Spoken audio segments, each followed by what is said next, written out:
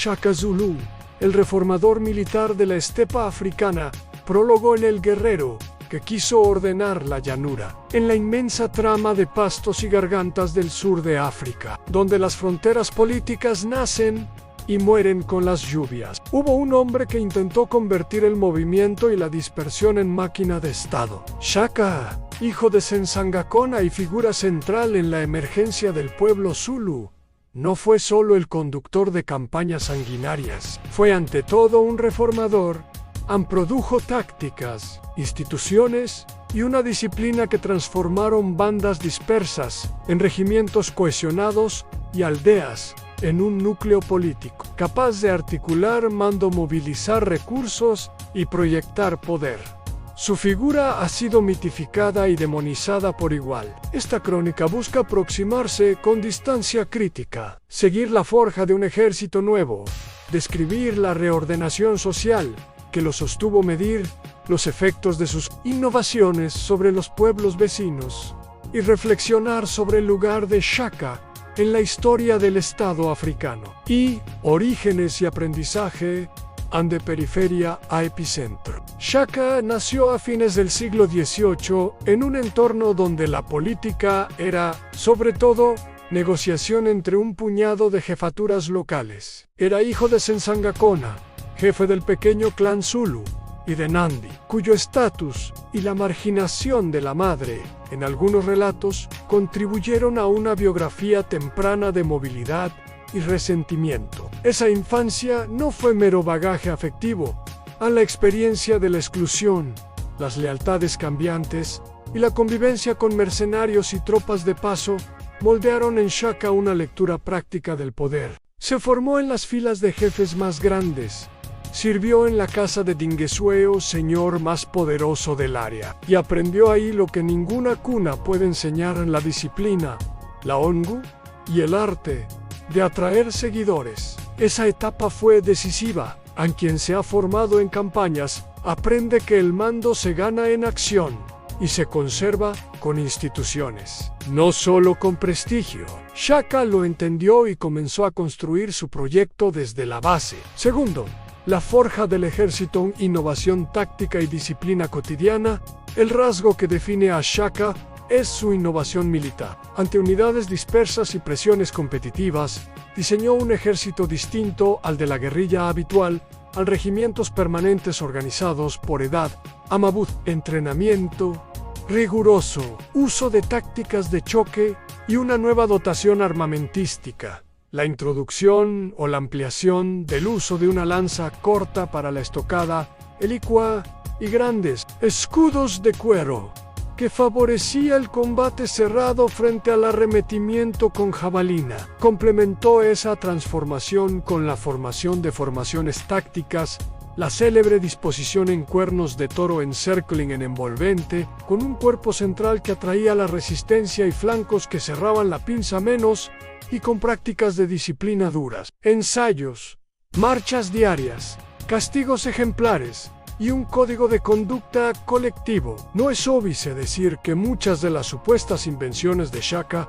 son probablemente refinamientos de tácticas existentes. Su mérito fue sistematizarlas, institucionalizarlas y hacerlas rutinarias. Con eso consiguió convertir la violencia en herramienta previsible y replicable. Cuando la guerra deja de ser improvisación y se hace procedimiento, el éxito se vuelve replicable en otros teatros de operaciones. Tercero, Amabuto del Guerrero.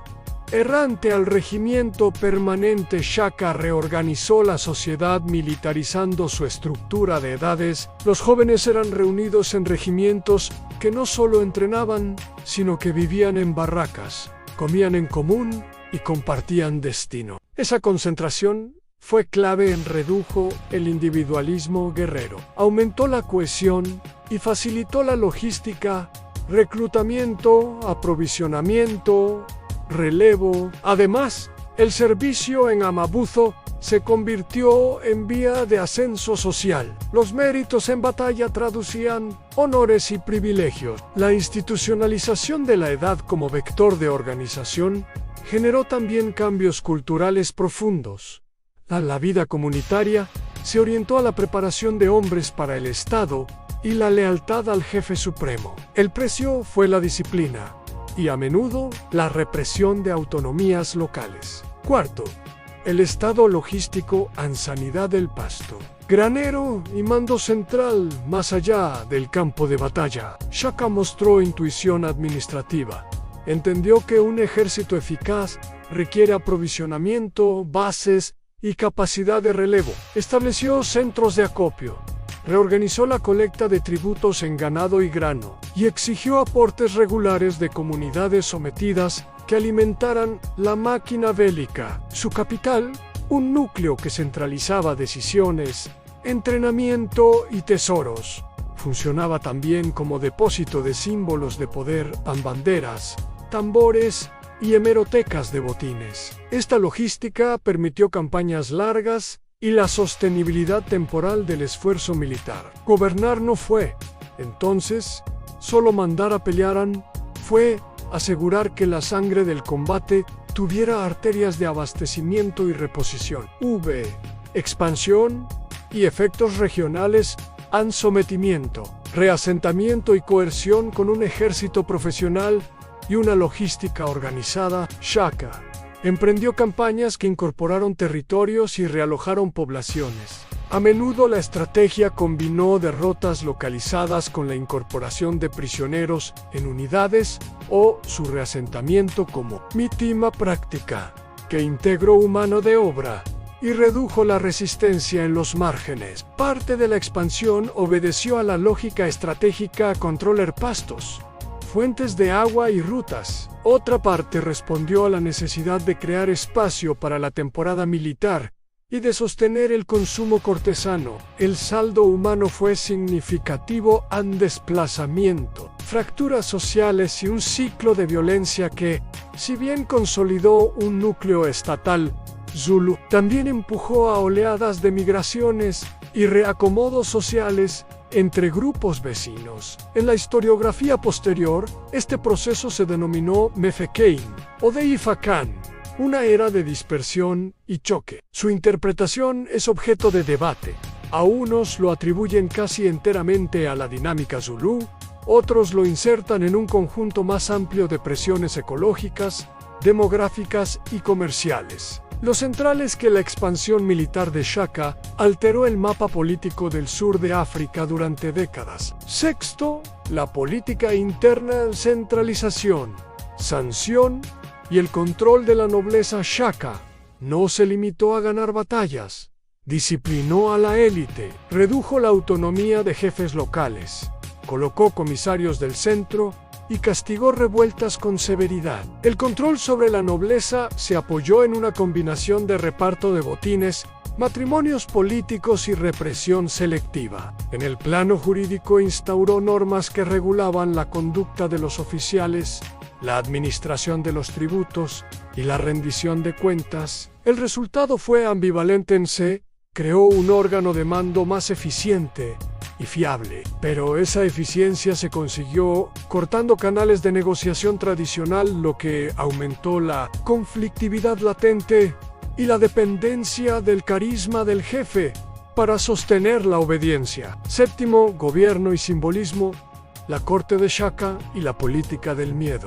La corte de Shaka funcionó como escenario donde el poder se dramatizaba. Las ceremonias, la exhibición de prisioneros y la imposición de castigos públicos crearon una estética del dominio. El temor fue, deliberadamente, un recurso político a las ejecuciones ejemplares. Las represalias contra deserciones y la propaganda interna hacían que la autoridad fuera creíble, pero gobernar por el miedo tiene un costo en crear resentimiento y puede erosionar la lealtad cuando las condiciones materiales cambian. No debe olvidarse la otra cara simbólica. En Shaka también promovió música, estandartes y formas de identidad Zulu que contribuyeron a crear un sentimiento colectivo nuevo. El Estado, en su visión, necesitaba no solo espadas, sino signos que sostuvieran una comunidad política. Octavo, relaciones con europeos y cambios globales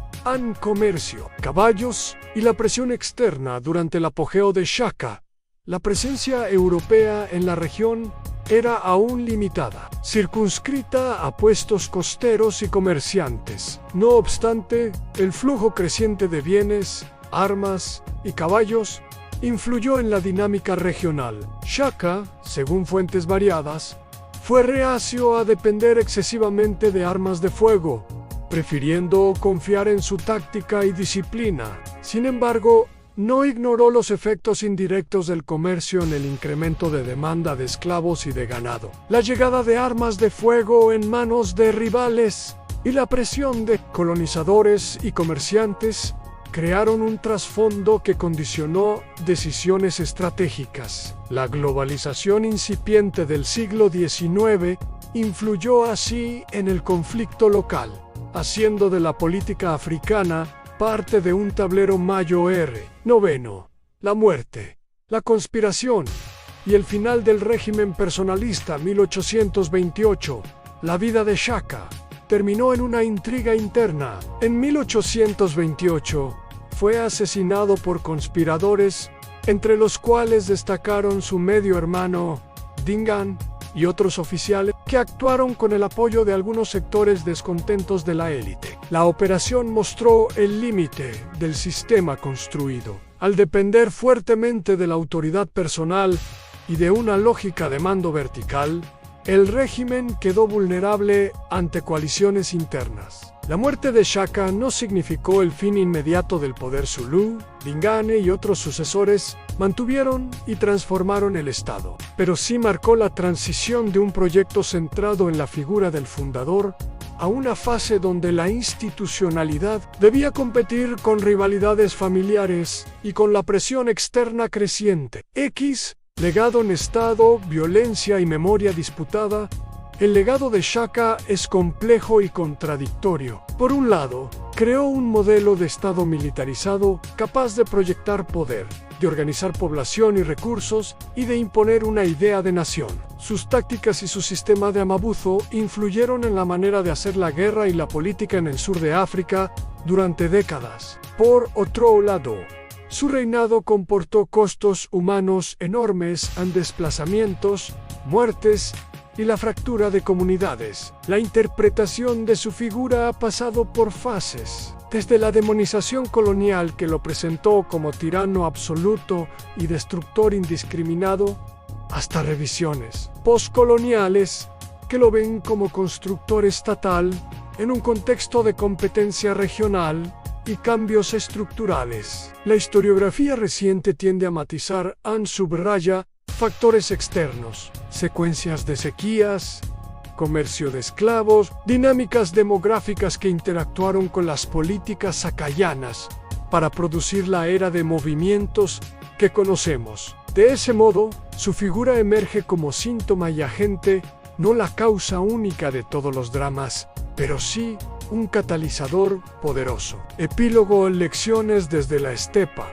La tecnología del mando y sus límites. La biografía política de Shaka propone preguntas morales y prácticas para quienes estudian el poder. Enseña que la organización militar puede ser fuente de creación estatal, instituciones, logística, identidad, pero también que la coherencia social sostenida exige más que victorias tácticas. Requiere mecanismos de sucesión, límites al uso del terror como herramienta cotidiana y formas de integrar a las élites sin destruir sus ligazones sociales. Shaka mostró la eficacia de profesionalizar la guerra y la capacidad de imponer reforma social desde arriba. También dejó la lección de que los regímenes personalistas sucumben cuando la coalición que los sostiene se fragmenta. En la memoria surafricana, Shaka habita una zona ambigua en héroe fundador para unos, figura trágica para otros, ejemplo de modernidad estatal para historiadores críticos. Su historia nos recuerda que el Estado moderno puede tener raíces en la espada tanto como en la letra, y que la moralidad del poder se mide en los seres humanos que paga por sus decisiones. En la estepa africana, Shaka es la figura que transformó el rumor de la guerra en procedimiento, que hizo del recluta un regimiento y que enseñó que la disciplina puede levantar una nación, pero también que una nación erigida solo sobre la disciplina es vulnerable al colapso cuando el conductor desaparece. Así concluye la crónica de Shaka Zulu, el reformador militar de la estepa africana, un jefe que reinventó la guerra, que construyó instituciones efímeras y duraderas, y cuya huella nos obliga a reflexionar sobre el precio humano que conlleva la formación del Estado en contextos de frontera y cambio. Así que, si te ha gustado este contenido, no olvides darle like y suscribirte al canal para más historias fascinantes. Hasta la próxima.